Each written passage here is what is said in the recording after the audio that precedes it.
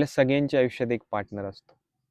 थांबा, ती तुमची वाईफ किंवा तुमची गर्लफ्रेंड नाहीये. तो तुमचा मित्र आहे. कारण तुमच्या आयुष्यातल्या सगळ्या अडचणी, तुमची सगळी सिक्रेट त्या मित्राला माहीत असतात.